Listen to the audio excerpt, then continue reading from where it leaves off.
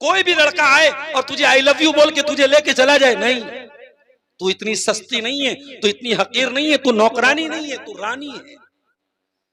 और रानी से मिलने के लिए उसके पीए से मिलना पड़ता है। तुझसे मिलने के लिए तेरे बाप से मिलना पड़ेगा, तेरे भाई से मिलना पड़ेगा। प्रोसीजर, जो प्रोसेस है, जो तरीका है, वो फॉलो करना पड़ेगा। रिश्ता भेजना पड़ेगा, तेरा बाप मंजूर करेगा तब तू उसकी बीवी बनेगी। नाजायज तरीके से जो प्यार मोहब्बत कर रहा है ना, वो तुमको जहन्नम में लेके जा रहा है। ये बात अपनी बहनों से कहना चाहता। उसने कहा, अल्लाह, मेरी चचा की लड़की थी, मैं बहुत प्यार करता था, लेकिन प्यार का मतलब क्या था?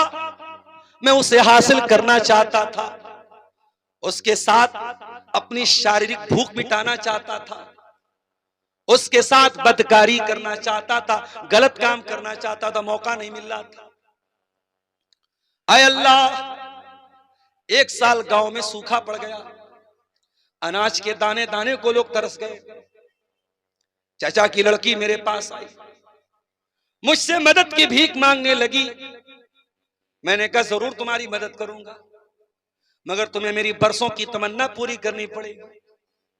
अपनी इज्जत मेरे हवाले करनी पड़ेगी, अपनी आबरू मेरे हवाले करनी पड़ेगी। मरता क्या ना करता, चचा की लड़की मजबूरी में तैयार हो गई। अय अल्लाह, मैंने 100 दिरहम भी उसको दे दिए और मैं तैयार हो गया। उसके साथ गलत काम करने के लिए मैं भी तैयार, वो भी तैयार। ऐन मौके पर लड़की के मुंह से निकला, इत्तक़िल्लाह वला तफ़ुज़्ज़ल खातम इल्ला बिहक़्क़िही। ऐ मेरे चचा के लड़के, अल्लाह से डर और वो चीज न इस्तेमाल कर जिस चीज की तुझे इजाजत हासिल नहीं है। मैं तेरी बीवी नहीं, मैं तेरे निकाह में नहीं, मैं तेरे लिए हराम हूं और तू मेरे साथ ज़िना करना चाहता है। अल्लाह के वास्ते ऐसा काम ना कर। ऐ अल्लाह, जब उस लड़की के मुंह से तेरा नाम मैंने सुना, मेरी सारी गुनाह की लज्जत खत्म हो गई। मैं फौरन गुनाह से बाज आ गया। मैंने उस लड़की को जाने दे दिया, मैंने 100 दिरहम भी दे दिए और मैंने जाने भी दे दिया। ऐ अल्लाह, ये काम मैंने तेरे डर से किया है, तो आज हमारी इस मुसीबत को दूर कर दे। अल्लाह ने दूर कर दिया उनकी मुसीबत। पता ये चला, ईमान वाले वो होते हैं जब अल्लाह का नाम लिया जाए उनके दिल कांप जाते हैं। इन्नमल मोमिनून अल्लज़ीना इज़ा ज़ुकिरल्लाहु वजिलत क़ुलूबुहुम। ईमान वाले तो वो होते हैं जब अल्लाह का नाम उनके सामने लिया जाए उनका दिल कांप जाता है।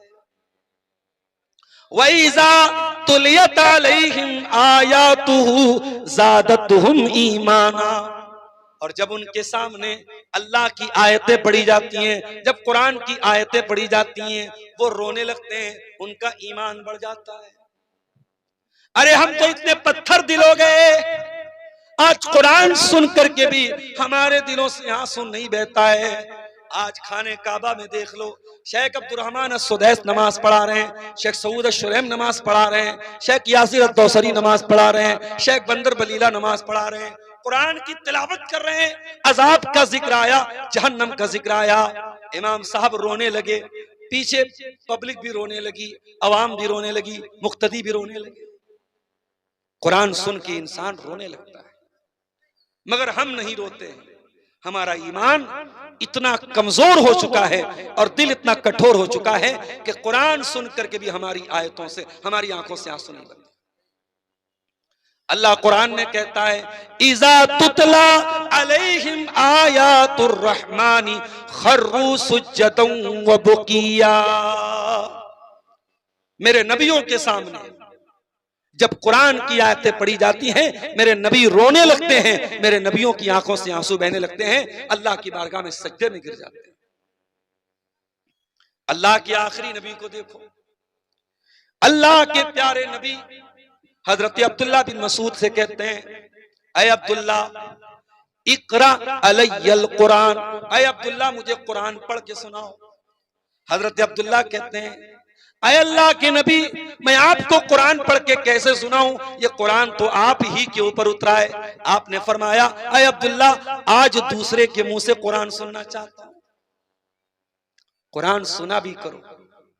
हेडफोन लगाने वालों, एयरपॉड लगा करके रात दिन गाना सुनने वालों, कभी कुरान भी सुन लिया करो। अल्लाह के बंदो, अल्लाह की कसम, किसी अच्छे कारी की आवाज में कुरान सुन लो, रोंगटे खड़े हो जाएंगे। आपकी भाषा नहीं है अरबी, आपको अरबी समझ में नहीं आती, लेकिन आप कुरान सुनेंगे अच्छे कारी की आवाज में, आपको लगेगा कि आपके रोंगटे खड़े हो रहे हैं। ये कुरान का कमाल है, ये अल्लाह की किताब का कमाल है। नबी अकरम ने फरमाया, अब्दुल्ला, मैं आज तुम्हारे मुंह से कुरान सुनना चाहता हूं। अब्दुल्ला बिन मसूद कुरान पढ़ने लगे, सूरह निसा की तिलावत करने लगे। अब्दुल्ला बिन मसूद कुरान पढ़ते चले जा रहे हैं और अल्लाह के प्यारे नबी सुनते चले जा रहे हैं। कुरान पढ़ते पढ़ते हजरत अब्दुल्ला इस आयत पर पहुंचते हैं, फकैफ इज़ा जिना मिन कुल्ल उम्मतिन बिशहीदिन व जिना बिका अला हाउलाई शहीदा। ऐ नबी, आपका क्या हाल होगा जब कयामत के दिन सारी उम्मत पर हम आपको गवाह बना के लाएंगे। जब ये आयत पढ़ी गई, हजरत अब्दुल्ला कहते हैं, अल्लाह के नबी ने फरमाया, हस्बुका, अय अब्दुल्ला, बस करो, बस करो, रुक जाओ। मैंने नजर उठा के देखा, फईजा ऐनाहु तजरीफान, अल्लाह के नबी की दोनों आंखों से आंसू बह रहे थे। अल्लाह के नबी रो रहे थे। हमारी आंखें तो मेरे भाइयों खुश्क हो चुकी हैं, सूख चुकी हैं। हमारी आंखों से अब दुनिया की मोहब्बत में आंसू निकलता है, दुनिया की तकलीफ में आंसू निकलता है, अल्लाह की मोहब्बत में कभी आंसू नहीं निकलता है। इन आंखों को रोना भी सिखाओ मेरे साथी, इन आंखों को रोना भी सिखाओ। ये आंखें अल्लाह के खौफ से रोना शुरू कर देंगी तो जहन्नम की आग को बुझा सकता है आपका ये रोना। अल्लाह के प्यारे नबी फरमाते हैं, ऐनानी ला तमस्सुहुमुन नार, दो किस्म की आंखें ऐसी हैं जो जहन्नम की आग में नहीं जलेंगी। ऐनुन बातत तहरुसु फी सबीलिल्लाह, एक वो आंख है जो अल्लाह की राह में चौकीदारी करती है। व ऐनुन बकत मिन खशियतिल्लाह, और एक वो आंख है जो अल्लाह के खौफ से आंसू बहाती है। अल्लाह के खौफ से रोने वाले ईमान वाले होते हैं मेरे प्यारे साथी। व अला रब्बिहिम यतवक्कलून, और अल्लाह कह रहा है मेरे ईमान वाले बंदे वो होते हैं जो अल्लाह के ऊपर भरोसा करते हैं। तावीज, आपके यहां तावीज गंडा चलता है कि नहीं चलता है? चलता है। अफसोस की बात है, अहले हदीसों के यहां भी अब कहीं कहीं गंडा तावीज चलने लगा है। छोटे बच्चों को औरतें मालिश करती हैं, मालिश के बाद उनके माथे पे टीका लगाती है। पूछो ये टीका क्यों लगाया? कहती है नजर का टीका लगाया है, नजर ना लगे। माफ करना, तुम्हारे काजल का टीका लगाने से किसी को नजरे बद से बचाया नहीं जा सकता। मेरी प्यारी माँ और बहनों, काश कि आपने वो दुआएं सीखी होती जो अल्लाह के नबी अपने बच्चों को पढ़ के दम करते थे, तो तुम्हें काजल का टीका लगाने की नौबत ना आती। मेरे नबी अपने दोनों नवासों को, हजरत हसन को, हजरत हुसैन को क्या पढ़ के दम करते थे? उईज़ुकुमा बिकलिमातिल्लाहि ताम्मा मिन कुल्ले शैतानिन व हाम्मा व मिन कुल्ले ऐनिल लाम्मा। बड़ी प्यारी दुआ है, बच्चों को पढ़ के दम कर दो। आए मेरे बच्चे, मैं तुझको अल्लाह की पनाह में देता हूं, अल्लाह के मुकम्मल कलिमात की पनाह में देता हूं। हर शैतान से अल्लाह तेरी हिफाजत करे, हर नजरे बद से अल्लाह तेरी हिफाजत करे। तो दुआएं तो आती नहीं है। और माफ कीजिएगा, बड़े अब माजरत के साथ कहना पड़ता है कि आज हमारी औरतें जलसों में भी जाती हैं तो तकरीर कम सुनती हैं और फैशन ज्यादा करती हैं। तकरीर कहां सुनी जाती है? सीमांचल के जलसों में कहीं कहीं जलसे वाले पोस्टर पे लिखते हैं हमारे यहाँ मेला लगाने की इजाजत नहीं है, दुकान लगाने की इजाजत नहीं है, वरना 90% सीमांचल के किशनगंज, अररिया, पूर्णिया, कटिहार के प्रोग्रामों में मेला लगता है। और ये तमाम औरतें माशाल्लाह उस मेले में ज्यादा लगी रहती हैं और पिंडाल के नीचे कम आपको मिलती है, तकरीर में कम मिलती है। और जलसे में तकरीर सुनने के बाद जरूरी नहीं है कि आपको इस्लाम की सारी जानकारी आ जाए। आपको बार बार इस्लाम के बारे में सीखना होगा, जानना होगा। हर जुमा के खुतबे में अपने घर की औरतों को भेजो मेरे प्यारे साथी। हर गांव की जामा मस्जिद में औरतों के लिए इंतजाम करो। और ये जो आपने बनात खोल के रखे हैं, लड़कियों को आलिमा बना, क्यों बनाया आलिमा भाई? आलिमा इसीलिए बनाया है कि लड़की का रिश्ता अच्छा लग जाए? नहीं, आलिमा बनाया है तो उसके इल्म का यूज भी करो।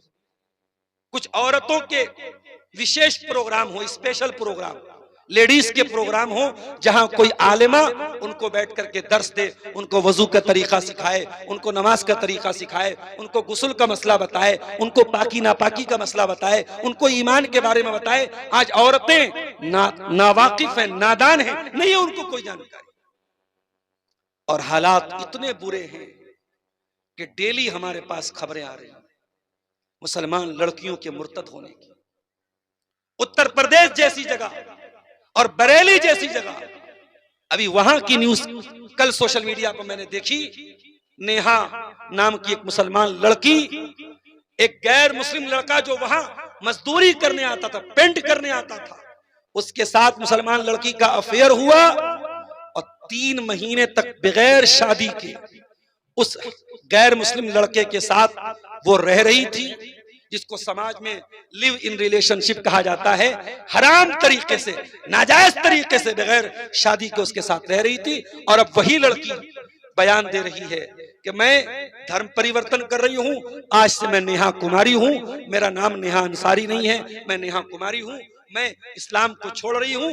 और फिर ये भी मीडिया के सामने बयान दे रही है कि मेरे माँ बाप मुझको धमकी दे रहे हैं। अफसोस की बात है मेरे साथियों, हम आम बबूल का पेड़ लगा के आम तो नहीं तोड़ सकते मेरे साथियों। हम जो बोएंगे वही तोड़ेंगे। हम जिस चीज की खेती करेंगे पैदावार भी उसी चीज की होगी। अपनी औलाद को अगर दीन नहीं सिखाया है, इसी कटिहार के एक इलाके में एक साहब के यहाँ मैं गया, उन्होंने बड़े फख्र से कहा, मौलाना साहब मेरे 4 बेटे हैं और मेरी इतनी बेटियां हैं और सबको मैंने आलिम बनाया है, सारी बेटियों को आलिमा बनाया है। मैंने कहा क्यों आपने बच्चों को आलिम बनाया?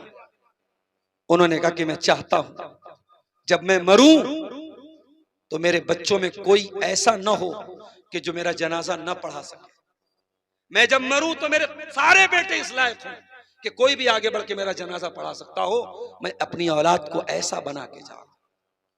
दुनिया में ऐसे बाप भी होते हैं मेरे साथी, ऐसे बाप बनो, अपने रब पर भरोसा करने वाले बनो, तवक्कुल करने वाले बनो। तावीज, गंडा, कुछ लोग घरों में क्या करते हैं, घरों में वो गिनती और उल्टी सीधी गिनतियां वो लटका देते हैं खैर बरकत के लिए। घर में आप अगर बरकत चाहते हैं तो कुरान की आयतों को पढ़ने से बरकत आएगी, कुरान की आयतों को लटकाने से बरकत नहीं आएगी। 1 हफ्ते से लगातार मेरी तकरीर हो रही है, गला मेरा बिल्कुल बैठा हुआ था। मैं डॉक्टर के यहाँ गया, होम्योपैथी की उसने दवा दी। अब वो दवा मैं गले में लटका लूंगा तो मुझे आराम नहीं मिलेगा, दवा पीने से आराम मिलेगा। कुरान करीम शिफा है, मगर कुरान को पढ़ने से आपको शिफा मिलेगी, कुरान को लटकाने से शिफा नहीं मिलेगी। ईमान वाले वो हैं जो अपने रब के ऊपर भरोसा करते हैं, तवक्कुल करते हैं मेरे प्यारे साथी। और आगे बढ़िए, कुरान कहता है अकीमुस्सला, नमाज कायम करो। ऐ अल्लाह मैं बीमार हूं, मैं खड़ा होकर नमाज नहीं पढ़ सकता, क्या मैं बैठ के पढ़ सकता हूं? अल्लाह के नबी फरमाते हैं जो खड़ा होके नहीं पढ़ सकता वो बैठ के पढ़ेगा, जो बैठ के भी नहीं पढ़ सकता वो लेट के पढ़ेगा, और जो लेट के भी नहीं पढ़ सकता है, अल्लामा इब्ने बास का फतवा मौजूद है, इंटरनेट पे जाके सर्च कर लेना। अगर एक इंसान आईसीयू में है, जहां वजू नहीं कर सकता है, तयम्मुम नहीं कर सकता है, रुकू नहीं कर सकता है, सजदा नहीं कर सकता है, लेकिन अगर होश व हवास में है तो अल्लामा इब्ने बास का फतवा है कि वो भी नमाज पढ़ेगा, बगैर वजू के पढ़ेगा, बगैर तयम्मुम के पढ़ेगा, आंखों के इशारे से पढ़ेगा। जब तक दिमाग काम कर रहा है, जब तक होश व हवास कायम है, उसको नमाज पढ़ना है मेरे।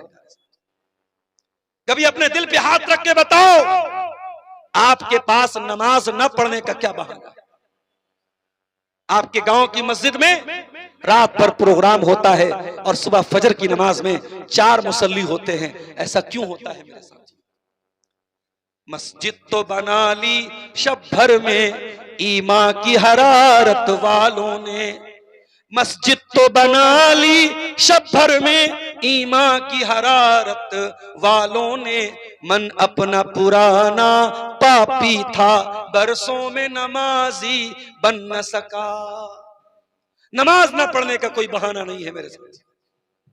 मेरी प्यारी माँ और बहनों, नमाज न पढ़ने का आपके पास कोई बहाना नहीं। मेरी 3 बेटियां हैं, अभी छोटी वाली बेटी मेरी तकरीबन 2.5 साल की हो चुकी है। उसकी पेशाब वगैरह करती है तो वो पैम्पर जो आता है, पैम्पर हर महीने मुझे पैम्पर मंगाना होता है। नबी के दौर में पैम्पर नहीं था, सहाबा के दौर में पैम्पर नहीं था, बच्चे और बच्चियां माँ बाप की गोद में पेशाब कर देते। मगर आप कोई एक हदीस ला के दिखा दीजिए कि सहाबी ने या सहाबिया ने इस वजह से नमाज नहीं पढ़ी कि बच्चे ने पेशाब कर दिया। आज आपके पास सहूलत है, बच्चों के लिए पैम्पर है, खाना बनाने के लिए गैस का चूल्हा है, कपड़ा धोने के लिए वॉशिंग मशीन है, पानी गर्म करने के लिए आपके पास इलेक्ट्रिक केतली है, कितनी सहूलतें हैं आपके पास। अगर आप नमाज नहीं पढ़ते हैं तो याद रखिए अल्लाह को हिसाब देना पड़ेगा मेरे साथ। कुरान कहता है बलिल इंसान अला नफ्सिही बसीरा वलौ अलका माजीरा। इंसान चाहे जितना भी बहाना कर ले, इंसान चाहे जितना भी उज्र पेश कर ले, इंसान को पता है कि मैं कितने पानी में हूं। इंसान खुद अपने ऊपर गवाह है। आपको मालूम है आप नमाज नहीं पढ़ रहे, आपकी कोई मजबूरी है कि नहीं है? मजबूरी नहीं है, हम लोगों ने मजबूरी बना कर। आप दुकानदार हैं, आप बिजनेसमैन हैं, आप डॉक्टर हैं, आप टीचर हैं, आप इंजीनियर, आप कुछ भी हैं, नमाज माफ नहीं आपकी। अभी उत्तर प्रदेश के लखनऊ में एक बहुत बड़े डॉक्टर के बारे में मुझको किसी ने बताया, 5 टाइम का नमाजी है वो डॉक्टर, अपना हॉस्पिटल है, बहुत बड़ा सर्जन है, डेली कई दर्जन ऑपरेशन करता है, लेकिन हर ऑपरेशन के पहले वजू करता है, 2 रकात नमाज पढ़ता है, सोमवार के दिन रोजा रखता है, जुमेरात के दिन रोजा रखता है, तहज्जुद का पाबंद है। और कौन है? डॉक्टर है। हमें आपके डॉक्टर बनने से प्रॉब्लम नहीं है मेरे भाइयों।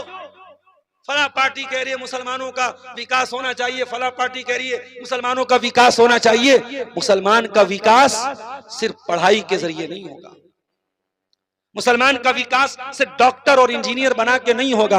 हम कहते हैं आप डॉक्टर बने, ईमानदार डॉक्टर बने, अल्लाह वाले डॉक्टर बने। आप टीचर बने, ईमानदार टीचर बने, इंजीनियर बने, ईमानदार इंजीनियर बने। अभी मुजफ्फरपुर से लेके अररिया तक का 4 लेन का रोड पूरा चौपट है, पूरा चौपट हो चुका है रोड। और देश के जो परिवहन मंत्री हैं वो बड़े फख्र से कहते हैं बिहार की रोड तो अमेरिका के टक्कर की है। शर्म आनी चाहिए। पटना से 4 लेन से आप अररिया आएंगे, 700 रुपये का टोल आपको देना पड़ेगा। 700 रुपये का टोल देने के बाद भी जगह जगह गड्ढे बने हुए। ये हमारे भारत का हाल है, हमारी व्यवस्था का हाल है, हमारे सिस्टम का हाल है। बेईमानी, करप्शन, घूस, रिश्वतखोरी कदम कदम पे है। हम ये चाहते हैं मेरे भाइयों कि आप मुसलमान बने और पढ़े लिखे, और पढ़ लिख करके जब आप इंजीनियर बने तो ईमानदार इंजीनियर बने, ठेकेदार बने तो ईमानदार ठेकेदार बने, डॉक्टर बने तो दीनदार डॉक्टर बने, वकील बने तो सच्चाई के लिए लड़ने वाले वकील बने, जज बने तो सही फैसला करने वाले जज बने। तो कुरान क्या कहता है? नमाज कायम। और आगे बढ़िए, कुरान कहता है रिजालुल्ला तुल्हीहिम तिजारतु वला बैउन अन जिक्रिल्लाहि व इकामिस्सलाह। मेरे नेक बंदे वो हैं, अल्लाह फरमाता है मेरे नेक बंदे वो हैं जिनका कारोबार उनको नमाज से गाफिल नहीं करता है। नमाज का टाइम होता है, वो टाइम से नमाज पढ़ते हैं, अपने कारोबार की वजह से, अपने बिजनेस की वजह से वो नमाज को नहीं छोड़ते हैं। कुरान कहता है वह आतु ज़का, ज़कात अदा करो। आज मुसलमान अपने माल की सही ज़कात निकाल दे तो कोई गरीब नहीं बचेगा मेरे साथ, कोई भूखा नहीं रहेगा, कोई यतीम बच्चा भूखा नहीं सोएगा, कोई बेवा औरत भूखी नहीं सोएगी अगर अपने माल की सही ज़कात हम निकालेंगे। कुरान कहता है वल्लज़ीना यकनिज़ून अज़्ज़हबा वल फ़िद्दता वला युनफ़िक़ूनहा फ़ी सबीलिल्लाहि फ़बश्शिरहुम बिअज़ाबिन अलीम। जो लोग सोना चांदी इकट्ठा करते हैं और अपने सोना चांदी की ज़कात नहीं निकालते हैं, अगर आपके पास 85 ग्राम सोना है, 85 ग्राम सोना है, अगर आपके पास 595 ग्राम चांदी है, आपके ऊपर ज़कात फर्ज है और आप अपने माल की ज़कात नहीं निकालते हैं, तो कुरान क्या कहता है फबश्शिरहुम बिअज़ाबिन अलीम, उनको दर्दनाक अजाब की बशारत सुना दो। क्या अजाब होगा? यौम युहमा अलैहा फी नारी जहन्नम फतुक़वा बिहा जिबाहुहुम व जुनूबुहुम व ज़ुहूरुहुम हाज़ा मा कनज़्तुम लिअन्फुसिकुम फ़ज़ूक़ू मा कुन्तुम तकनिज़ून। जिस माल की ज़कात नहीं निकालोगे वो माल क़यामत के दिन जहन्नम की आग में तपाया जाएगा और उससे तेरी पेशानी को दागा जाएगा, तेरे पहलू को दागा जाएगा, तेरी पीठ को दागा जाएगा। तो ज़कात अदा करो मेरे साथ। कुरान आगे कहता है वला तक़रबुज़्ज़िना, ऐ ईमान वालो ज़िना के करीब न जाना। अल्लाह का यूजर गाइड, अल्लाह का यूजर मैनुअल कह रहा है ऐ मेरे बंदो तुम ज़िना के करीब भी न जाना। ऐ अल्लाह, क्या ज़िना इतना बड़ा पाप है? फरमाया हाँ बहुत बड़ा पाप है।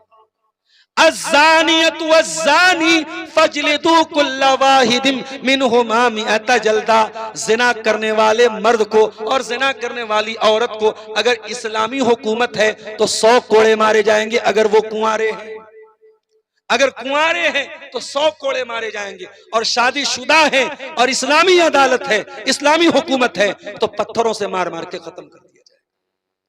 इतना बड़ा पाप है ज़िना। ऐ अल्लाह, लड़का जवान हो गया, लड़की जवान हो गई, उसके अंदर सेक्सुअल डिजायर्स हैं, उसके अंदर जिनसी ख्वाहिशात हैं, क्या उन ख्वाहिशात को वो दबा दे, खत्म कर दे, मार दे? फरमाया नहीं।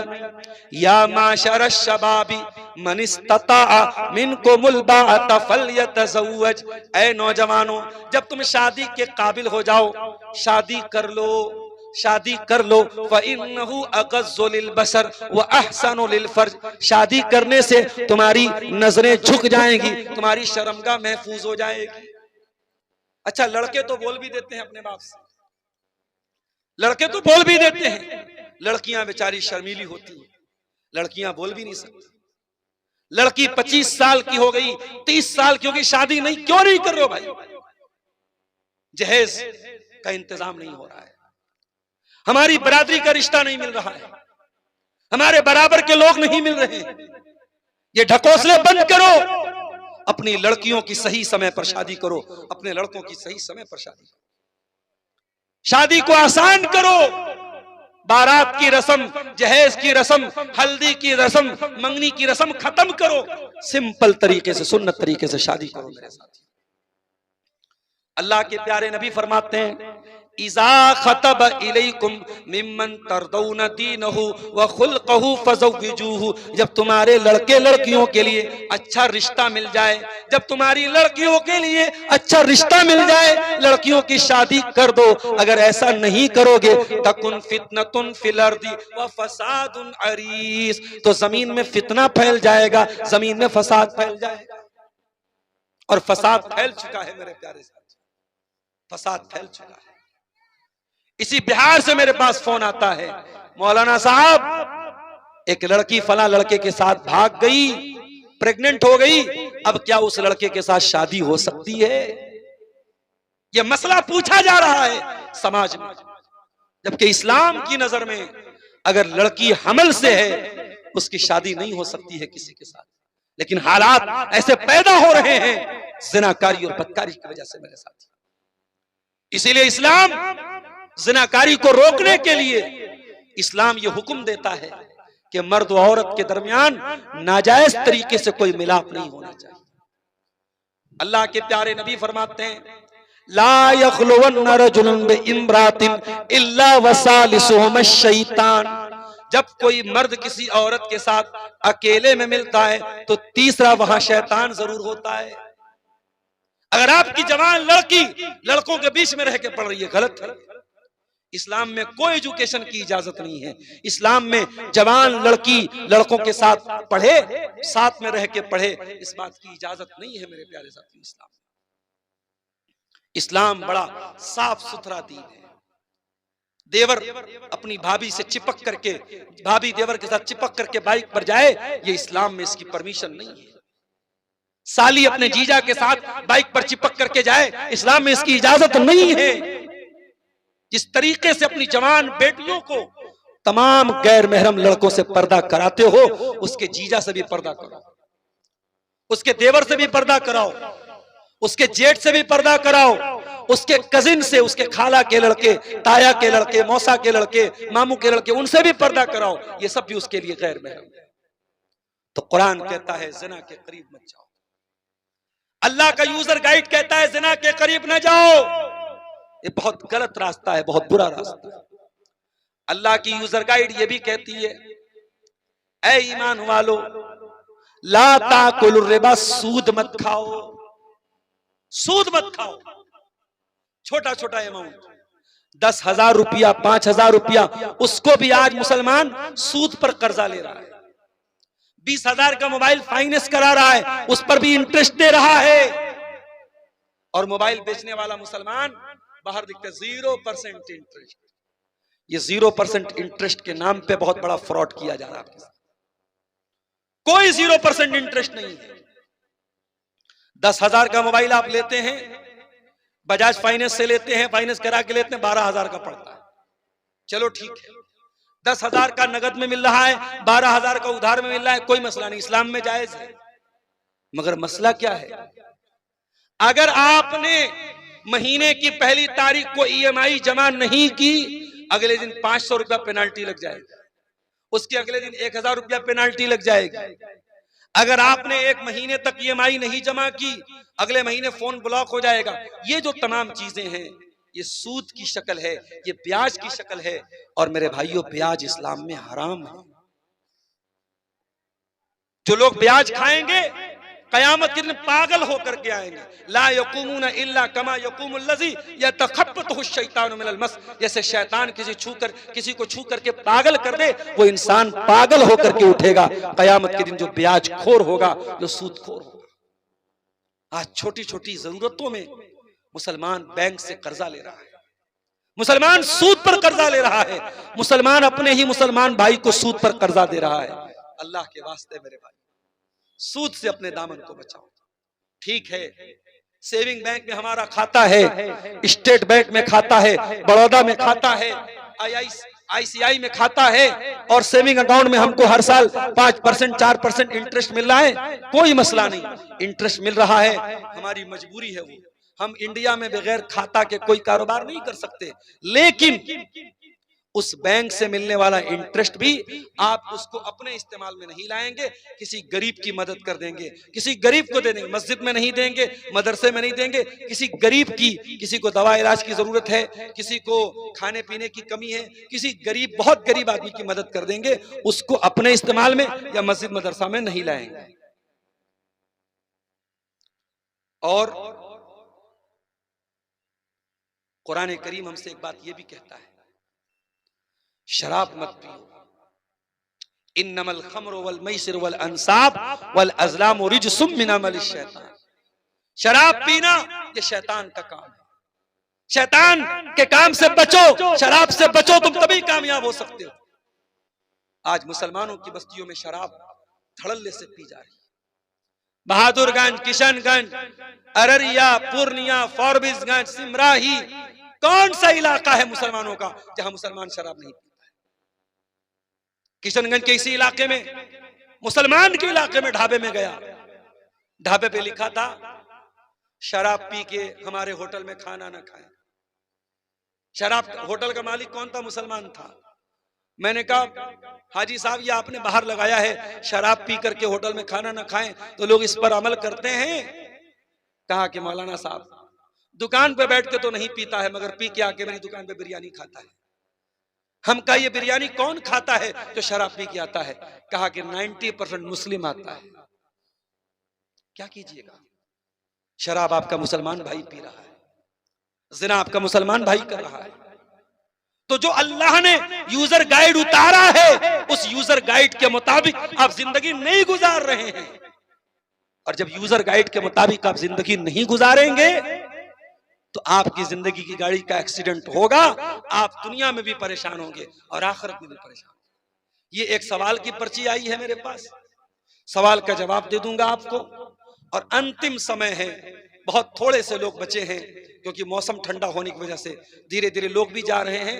आखिरी समय में ये गुजारिश भी करूंगा, मैं बहुत दूर से चल के आया हूं आपके बीच में और ये जलसा आप देख रहे हैं मदरसा दारुस्सलाम डांगी बस्ती सादिक चौक, ये इस मदरसे का प्रोग्राम है।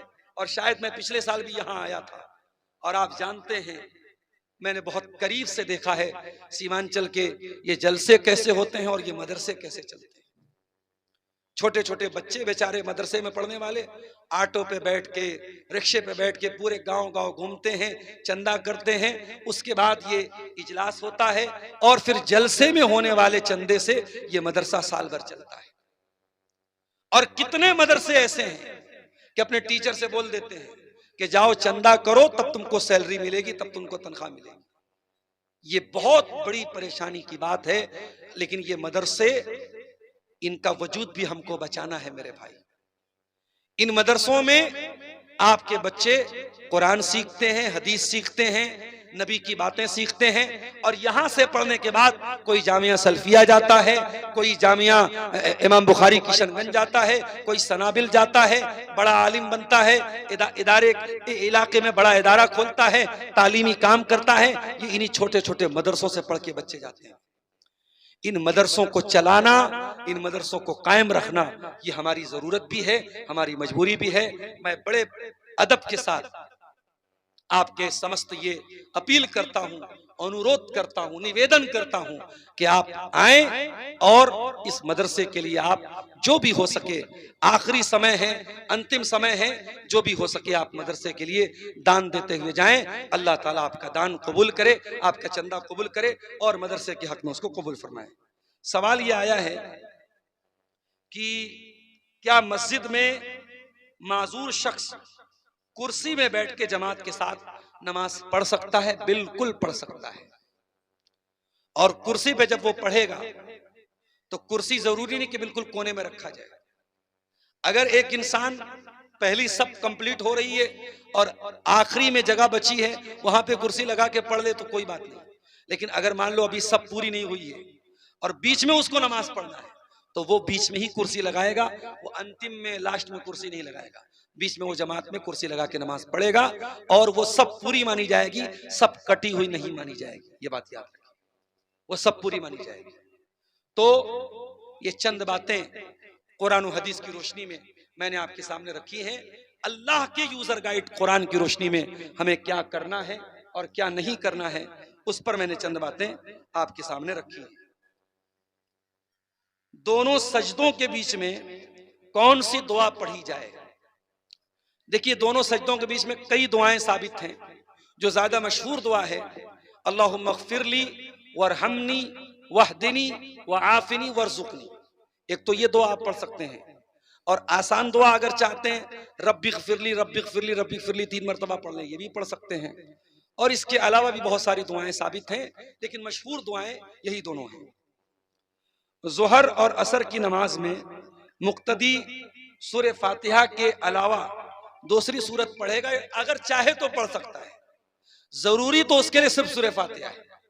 इमाम के पीछे जब आप नमाज पढ़ रहे हैं तो मुक्तदी के लिए कंपलसरी क्या है? सिर्फ सूरह फातिहा है। लेकिन अगर मुक्तदी चाहे ज़ोहर की नमाज में, असर की नमाज में, तो साथ में कोई सूरत, छोटी सूरत मिला के पढ़ सकता है, कोई हरज की बात इंशाअल्लाह नहीं है। तो मेरे प्यारे साथियों, आप से हम ये गुजारिश भी करते हैं कि मदरसे का ताउन आप करते हुए जाएं। और हम इस अखीर वक्त में, सुहाने वक्त में, रात के तकरीबन 1 बज चुके हैं, हम अल्लाह से दुआ करते हैं रब्बुल आलमीन हमें कहने सुनने से ज्यादा अमल की तौफीक अता फरमा, हमें इस्लाम में पूरे के पूरे दाखिल होने की तौफीक अता फरमा।